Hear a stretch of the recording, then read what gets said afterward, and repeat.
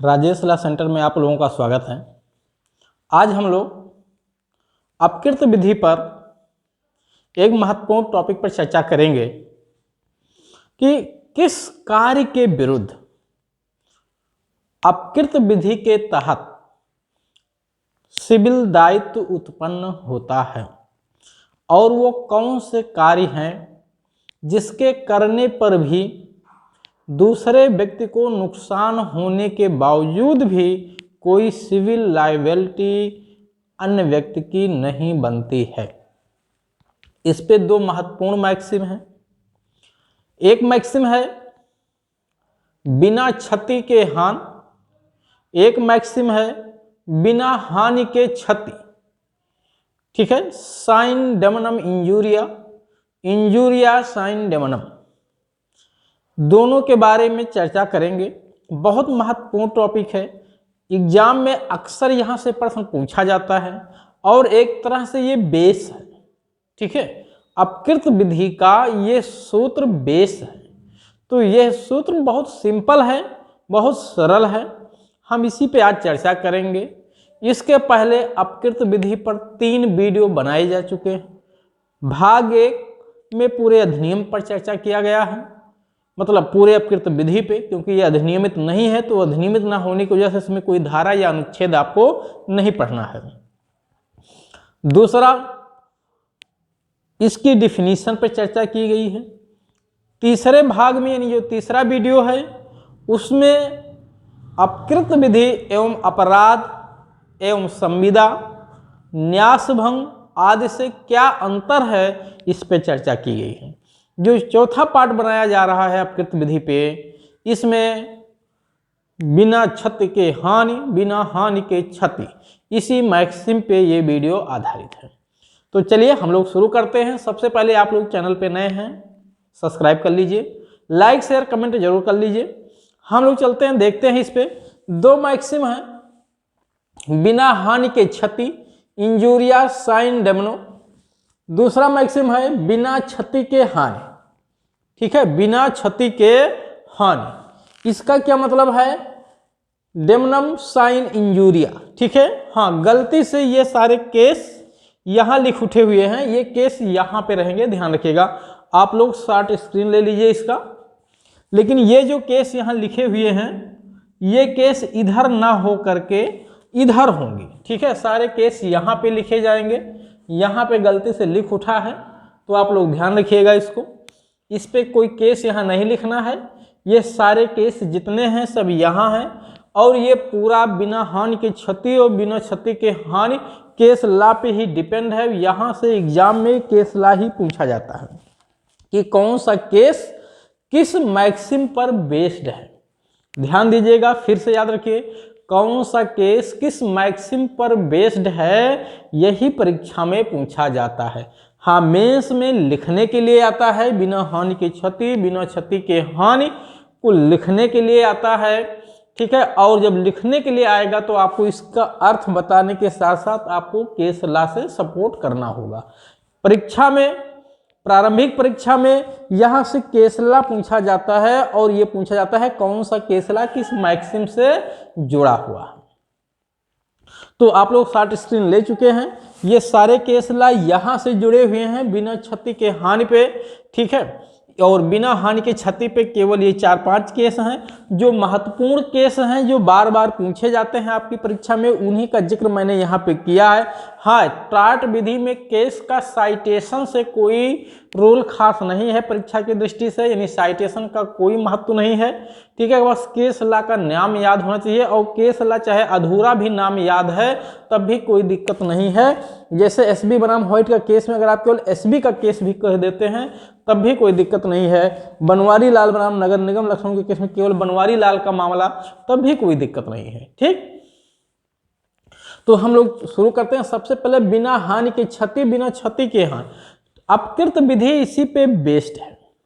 Maxim है injuria sign डेमनो और दूसरा है डेमनम साइन इंजूरिया। ध्यान रखिएगा, ये मैक्सिम याद रखिएगा, किसकी इंग्लिश क्या है और किसकी इंग्लिश क्या है। ठीक है, क्योंकि ये बड़ा कन्फ्यूजन हो जाता है, आप गलत करिए। पहले इंजूरिया अगर लिखा हुआ है तो क्षति बाद में होगा और अगर इंजूरिया बाद में लिखा है तो क्षति पहले लिखा होगा, ध्यान रखिएगा। देखिए यहाँ लिखा इंजूरिया बाद में लिखा हुआ है तो क्षति पहले है, और यहाँ इंजूरिया पहले लिखा हुआ है तो क्षति बाद में है। यानी इंजूरिया साइन डेमनो मतलब बिना हानि के क्षति, यानी कोई हानि होना जरूरी नहीं है। ध्यान समझिए मैक्सिम का मतलब क्या है कि बिना हानि के क्षति। क्षति शब्द का मतलब यहाँ पे है लीगल क्षति, विधिक नुकसानी, और हानि का तात्पर्य है भौतिक नुकसानी। हमेशा आपको ये ध्यान रखना है, हानि का मतलब है भौतिक नुकसानी, यानी जो हमें दिखाई दे कि हमारा इतना नुकसान हो गया, इतना बर्बाद हो गया, हमारी दुकान बंद हो गई, ठीक है, हमारा स्कूल बंद हो गया, ये व्यवहार में दिखाई दे, हमारा मकान गिर गया, में व्यवहार में भौतिक रूप से दिखाई दे कि ये हमारा लॉस हो गया, उसे हम हानि कहते हैं। और जब हमारे राइट का वायलेशन होता है तो उसे हम क्षति कहते हैं, ठीक है। जैसे हमें मंदिर में जाने का अधिकार है, अगर जाने से रोक दिया गया तो ये हमारा लीगल राइट वायलेट हो गया, विधिक अधिकार भंग हो गया, हमें नुकसान कुछ नहीं हुआ, या जो कुछ हुआ भी ना जाने से वो दिखाई नहीं दे रहा, उसका कोई रूप रंग आकार नहीं, वो भौतिक रूप में नहीं है, लेकिन हमारा राइट भंग हो गया। हमें जात सूचक गाली ना दी जाए, अगर गाली दे दी गई तो क्या भौतिक रूप से कोई नुकसान है मेरा? नहीं, भौतिक रूप से तो नहीं दिखेगा कोई नुकसान, लेकिन हमारा लीगल राइट वायलेट हो गया। हमें वोट देने का अधिकार है, अगर वोट देने से मुझे रोक दिया गया, भले ही हमारा प्रत्याशी भारी मतों से क्यों ना विजयी हो गया हो, तो भी मेरे लीगल राइट का वायलेशन हुआ, क्योंकि मुझे ये अधिकार है कि कोई मुझे वोट डालने से ना रोके। मेरा प्रत्याशी चाहे जीते चाहे हारे, इससे मतलब नहीं है, मेरा राइट है कि मुझे वोट डालने से ना रोका जाए बिना किसी विधिपूर्ण कार्य के या बिना किसी उचित कार्य के। तो अगर वोट डालने से रोका गया तो कैसा नुकसान हुआ? लीगल राइट का वायलेशन हुआ, इसी को कहते हैं क्षति। कोई नुकसान भौतिक रूप से नहीं है, हमारा प्रत्याशी भारी मतों से विजयी हो गया है, फिर भी नुकसान हुआ किसका? हमारे लीगल राइट का। तो ऐसे अधिकारों कहते हैं कि बिना क्षति के, वो बिना हानि के क्षति, यानी हानि भौतिक रूप से कुछ नहीं हुआ है लेकिन क्षति हुई है। यही क्षति सबसे महत्वपूर्ण है। जब किसी व्यक्ति को क्षति होती है तब उसे सिविल वाद दाखिल करके कंपनसेशन पाने का अधिकार होता है या इंजंक्शन पास करवाने का अधिकार होता है, जिसे स्टे ऑर्डर हम कहते हैं। समझ में आ गया? यानी अपकृत विधि में दो तरह के उपचार होते हैं, एक तो कंपनसेशन लेने का, दूसरा स्टे ऑर्डर पास करवाने का, यानी उस व्यक्ति को वो कार्य करवाने से रोकने के लिए। तो जब हमारे विधिक अधिकार का उल्लंघन होता है, कैसे अधिकार का? विधिक अधिकार का उल्लंघन होता है, चाहे भौतिक रूप से मुझे कोई नुकसानी हुई हो या ना हुई हो, तब उसे हम कहते हैं कि बिना हानि के क्षति, इंजूरिया साइन डेमनम। यही है ये मैक्सिम। इसी में महत्वपूर्ण केस है एसबी बनाम व्हाइट 1703, न्यायाधीश होल्ट महोदय थे, ठीक है। इसी में सबसे पहले इस सूत्र को पिरोया गया, इसी में सबसे पहले कंपनसेशन दिलवाया गया, ठीक है, कि भौतिक रूप से कोई नुकसानी नहीं हुई लेकिन उसके लीगल राइट का वायलेशन हुआ तो कंपनसेट करवाया गया। इस केस में वोट देने के अधिकार से वंचित कर दिया गया था और उस केस में उसका प्रत्याशी विजयी भी हो गया या ना भी हो तो इससे मतलब नहीं है, वोट देने के अधिकार से वंचित करना ही उसके विधिक अधिकार का उल्लंघन माना गया न्यायाधीश होल्ट महोदय के द्वारा, और सबसे पहले कंपनसेशन दिलवाया गया जबकि भौतिक रूप से कोई नुकसानी नहीं हुई थी, प्रत्याशी उसका विजयी हो गया था, फिर भी कंपनसेशन दिलवाया गया, ये कहते हुए कि आप किसी के विधिक अधिकार का उल्लंघन नहीं कर सकते हैं। हाँ, अगर कोई भौतिक रूप से नुकसानी नहीं हुई है तो कंपनसेशन की जो मात्रा होगी वो नाम मात्र की होगी, बहुत ज़्यादा नहीं दिलवाई जाएगी, लेकिन कंपनसेशन दिलवाया जरूर जाएगा, ठीक है, जब हमें वास्तविक नुकसानी भी हो जाती है, लीगल राइट के साथ साथ यानी विधिक नुकसानी के साथ साथ वास्तविक नुकसानी भी हो जाए, तब कंपनसेशन की मात्रा ज़्यादा होती है। लेकिन जब केवल हमारे विधिक अधिकारों का उल्लंघन हो तो केवल वहाँ पे कंपनसेशन की मात्रा अधिक नहीं होगी, कम होगी, क्योंकि वो एक नाम मात्र की जो है कंपनसेशन दिलवाया जाता है, क्योंकि भौतिक रूप से कोई नुकसान नहीं हुआ है। केस केवल इसलिए चलाया गया क्योंकि हमारी लीगल राइट का वायलेशन हो गया। तो विशुद्ध अधिकार, ठीक है। अच्छा, इसी में बिना हानि के क्षति को दो भाग में बांटा गया है। एक है एब्सोल्यूट राइट और एक है क्वालिफाइड राइट। विशुद्ध अधिकार का मतलब होता है जिसमें हमारा तनिक मात्र भी नुकसान भौतिक रूप से ना हुआ हो, केवल लीगल राइट का वायलेशन होने से ही हमें कंपनसेशन पाने का हक हो। दूसरा है विशेषित अधिकार, क्वालिफाइड राइट। इसमें भौतिक रूप से भी थोड़े बहुत नुकसान हो जाते हैं और लीगल राइट तो वायलेट होता ही होता है, तब भी कंपनसेशन पाने का हमारा अधिकार होता है। इसमें हमारा जब विशेषित अधिकार का नुकसान होता है तो कंपनसेशन की मात्रा ज़्यादा होती है, जब विशुद्ध अधिकार का वायलेशन होता है तो कंपनसेशन की मात्रा कम होती है। इस दोनों पे ही ये महत्वपूर्ण केस हैं। ये केस जितना यहाँ लिखा है सीतारमैया से लेके साउथ वेल्स माइनस का केस, ये इस टॉपिक पे है, ठीक, कि बिना क्षति के हानि। अच्छा, इसको केस समझा देते हैं। ये महत्वपूर्ण केस है, ये अक्सर केस पूछा जाता है, ठीक है। जैसे आगरा म्युनिसिपल बोर्ड बनाम अशरफी लाल का केस है। इस अशरफी लाल के केस में भी हुआ क्या, वोट देने के अधिकार से वंचित कर दिया गया। तो अगर वोट देने के अधिकार से वंचित करोगे तो उसके लीगल राइट का वायलेशन है, भले उसका प्रत्याशी भारी मतों से विजयी क्यों ना हो जाए, इससे कोई मतलब नहीं है। आप ये कह के बच नहीं सकते कि साहब इनका नुकसान क्या हुआ, उसके राइट का वायलेशन हुआ ना, जो कानून में उसे अधिकार मिला हुआ था उसका उल्लंघन आपने किया है, भले उसे वास्तविक नुकसानी कुछ भी ना हुआ हो, आपको कंपनसेशन देना पड़ेगा।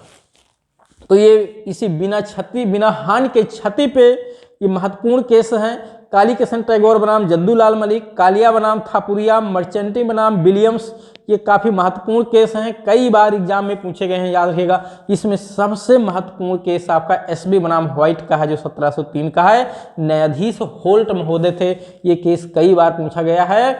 इसी केस में सबसे पहले बिना हानि की क्षति को पिरोया गया, ये सिद्धांत इसी पे आधारित है। इसी में सबसे पहले कंपनसेशन दिलवाया गया था। कोई भौतिक नुकसानी ना होने के बावजूद भी उसे कंपनसेशन दिलवाया गया, क्यों कोर्ट ये माना कि उसके विधिक अधिकार का उल्लंघन हुआ, क्योंकि वोट देने के अधिकार से वंचित कर दिया गया था, ठीक। दूसरी तरफ जो है कि बिना क्षति के हानि, बिना क्षति के हानि में अगर आपको क्षति नहीं हुई है, मतलब अगर आपको कोई विधिक नुकसानी नहीं हुई, आपके विधिक अधिकारों का कोई हनन नहीं हुआ है, तो वास्तव में भौतिक रूप से चाहे जितना नुकसान हो गया हो आपको, आप कंपनसेशन पाने का हक नहीं रखते हैं, आप प्रतिकर पाने का हक नहीं रखते हैं, आप किसी भी प्रकार के उपचार पाने का हक नहीं रखते हैं, कोई स्टे ऑर्डर जारी नहीं करवा सकते हैं। बहुत महत्वपूर्ण केस मैक्सिम है ये कि बिना क्षति के हानि, ठीक है, लिखा है डेमनम साइन इंजूरिया, यानी बिना क्षति के हानि, चाहे जितने बड़े पैमाने पे हानि हो गई हो। महत्वपूर्ण केस हैं ये सब। सीतारमैया बनाम महालक्ष्मा, उषा बेन बनाम भाग्यलक्ष्मी चित्रा मंदिर, ग्लोसेस्टर ग्राम स्कूल का मामला, मुगल स्टीमशिप कंपनी, मैकग्रेगर का मामला, एक्टर बनाम बलंडल का case, mayor of Bradford corporation का मामला, चेसमोर का केस है, टाउन एरिया कमेटी का केस है, एलन बनाम फ्लड का केस है, साउथ वेल्स बनाम माइनर फेडरेशन का केस है, ठीक है।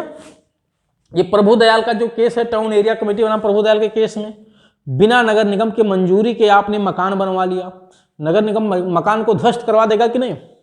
नगर पालिका को मकान को गिराने की पावर होती है जो मकान बिना परमिशन के बनाए जाते हैं। और अगर आपका मकान गिरा दिया गया बनवाने के बाद, आप किसी भी प्रकार की कंपनसेशन की मांग नहीं कर सकते हो कि साहब हमारा इतना बड़ा मकान बना हुआ था, 10 लाख 20 लाख खर्च हुआ था, हमारा सब बर्बाद हो गया। नहीं, क्यों? क्योंकि आपको लीगल राइट ही नहीं था बनवाने के लिए, बिना परमिशन के आपने बनवाया था, तो कोई कंपनसेशन नहीं। आपका भले नुकसान हो गया मकान गिराए जाने पे, लेकिन आपके लीगल राइट का कोई वायलेशन नहीं हुआ। यही टाउन एरिया कमेटी बनाम प्रभुदयाल के केस में हुआ था, ठीक है। ग्लोसेस्टर बनाम ये ग्लोसेस्टर बनाम वो ग्लोसेस्टर ग्राम स्कूल के केस में, मैं स्कूल चला रहा हूँ, मेरा पड़ोसी भी देख करके स्कूल खोल दिया, और उसके स्कूल खोलने से मेरे स्कूल में बच्चे आना कम हो गए, और धीरे धीरे स्थिति ये आ गई कि मुझे स्कूल बंद करना पड़ गया। स्थिति बहुत ज़्यादा दयनीय हो गई, लेकिन क्या मैं उसके खिलाफ केस फाइल कर सकता हूँ?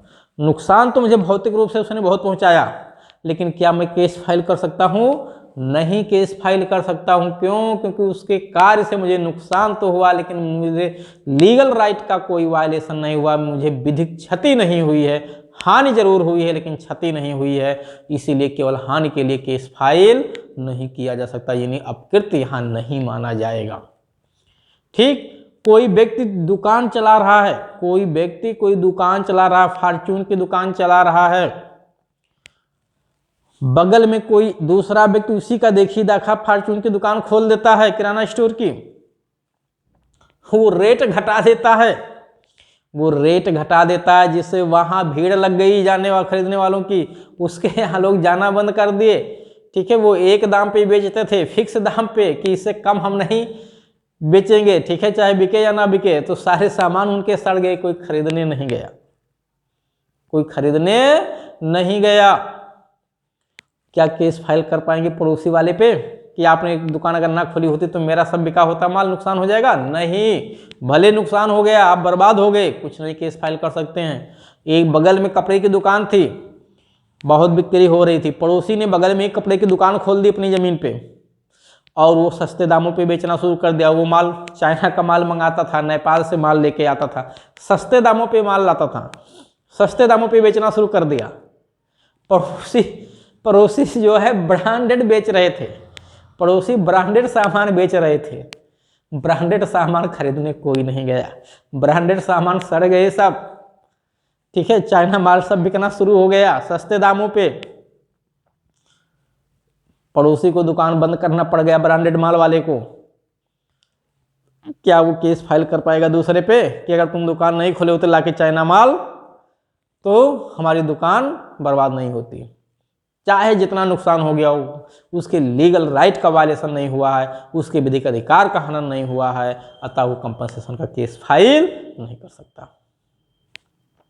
बहुत यही है, बिना क्षति के हानि। अगर आपको हानि तो पहुंची है मेरे के द्वारा, लेकिन कोई क्षति नहीं हुई है, तो आप मेरे खिलाफ अपकृत्य के नाम पे कोई केस फाइल नहीं कर सकते हैं, क्योंकि मैंने आपके लीगल राइट का कोई वायलेशन नहीं किया है। मुझे भी राइट था बगल में दुकान खोलने का, मुझे भी अधिकार था स्कूल खोलने का, आपके अधिकारों का हनन मैंने नहीं किया। हाँ, मेरे कार्य से आपको नुकसान हुआ तो हुआ, मैं उसके लिए दायी नहीं हूं, क्योंकि मैं भी अधिकार पूर्वक वही कार्य किया हूं जिसको करने के लिए मैं प्राधिकृत था। तो यही मैक्सिम है, बहुत महत्वपूर्ण, इस पर बहुत महत्वपूर्ण केस है। ठीक है, सीता रमैया बनाम महालक्ष्मा के केस में, इस केस में क्या हुआ कि हाँ, सीता रमैया का केस और ये उषाबेन का केस, दोनों ही केस काफी महत्वपूर्ण है। उषाबेन बनाम भाग्यलक्ष्मी के केस में, उषाबेन बनाम भाग्यलक्ष्मी के केस में हुआ कि इसमें पिक्चर एक आई, ठीक है, इस पे एक पिक्चर आई जिसमें एक व्यक्ति ये आपत्ति दर्ज कराया कि इसमें सरस्वती माता व पार्वती माता की जो है उनको ईर्षालु के रूप में दिखाया जा रहा है पिक्चर में, अतः ये हमारे धार्मिक भावनाओं का अपमान है और इस पर स्टे ऑर्डर जारी किया जाए, इसको थिएटर में ना चलाया जाए। कोर्ट ने कहा कि ये आपके धार्मिक भावनाओं का अपमान नहीं है, ये उस व्यक्ति को राइट है दिखाने के लिए। ठीक है, तो इसमें क्योंकि कहा कि आपके किसी विधिक अधिकार का हनन नहीं हुआ है, इस नाते आप कोई भी कोई भी स्टे ऑर्डर जारी नहीं किया जाएगा। ठीक, तो मुगल स्टीम कंपनी मैग्रुगर के देखिए पोत का किराए का, इसमें भी किराए पोत जो है किराए पे जाते थे, उसमें जो है कुछ पोत वालों ने जो है अपना किराया कम कर दिया, जिससे दूसरे को काफ़ी नुकसान हुआ। तो नुकसान हुआ तो हुआ भाई, हमारी गाड़ी हम फ्री में चलाएं, हम ऑटो खरीद लिए, ठीक है, हम अपनी कोचिंग चला रहे हैं, हम चाहें तो बच्चों को फ्री में पढ़ाएं, दूसरे को आपत्ति तो करें। बहुत सारी कोचिंग संस्थान खुली हुई है शहर में, किसी के यहाँ 50,000 फीस है, किसी के यहाँ 1 लाख फीस है, किसी के यहाँ 2 लाख फीस है। हम कोचिंग संस्थान अपनी खोले, हम चाहें तो बच्चों को फ्री में पढ़ाएं। अगर हम फ्री में पढ़ा रहे हैं तो सारे बच्चे मेरे पास आ गए, क्योंकि वही मैं भी पढ़ा रहा हूँ जो दूसरा पढ़ा रहा है, या मैं उससे अच्छा पढ़ा रहा हूँ, या उससे मैं थोड़ा बहुत खराब भी पढ़ा रहा हूँ, लेकिन वो सारे बच्चे क्योंकि उनको पैसा नहीं दे रहा था मेरे पास सब आ गए। सारे लोगों की दुकानें बंद हो गई, सारे लोगों की संस्थान कोचिंग संस्थान बंद हो गई, तो सबकी कोचिंग संस्थान बंद हो जाने से क्या हम उनके राइट का वायलेशन किए हैं? नहीं, हमें भी अधिकार था पढ़ाने का, मैं भी पढ़ाया बच्चों को। मैं चाहे फीस लेके पढ़ाऊं चाहे बिना फीस के पढ़ाऊं, ऐसी कोई बाध्यता मेरे पे नहीं है। ये तो मेरा राइट है कि मैं फीस लूं या ना लूं। मैं अपने राइट को छोड़ दिया, अगर मैं अपने इस विधिक राइट को, लीगल राइट को छोड़ दूं तो आप कोई क्लेम नहीं कर सकते हैं। हाँ, अगर मैं फीस मांगूं तो आप ये क्लेम नहीं कर सकते कि आपको फीस पाने का हक नहीं है, क्योंकि ये मेरा राइट है। वो तो आपका ड्यूटी है कि आप किराया दें, हाँ वो आप फीस दें। अगर आप फीस देने के बाद पढ़ते नहीं हैं तो वो आपका राइट है।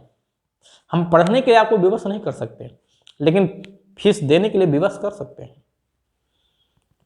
तो अगर मेरे कोचिंग संस्थान खोलने से निःशुल्क सेवा सुविधा उपलब्ध कराने से अगर कोई कोचिंग संस्थान बंद हो गया तो इससे मुझे किसी भी प्रकार से कंपनसेट नहीं करवाया जा सकता। यही गुरु सिस्टर ब्राह्म ग्राम स्कूल का मामला था, इसमें स्कूल खोला गया था। ठीक है, कोयला खान, ठीक है, ये केस है कोयला खान से एक्टम नाम बलंडल का केस।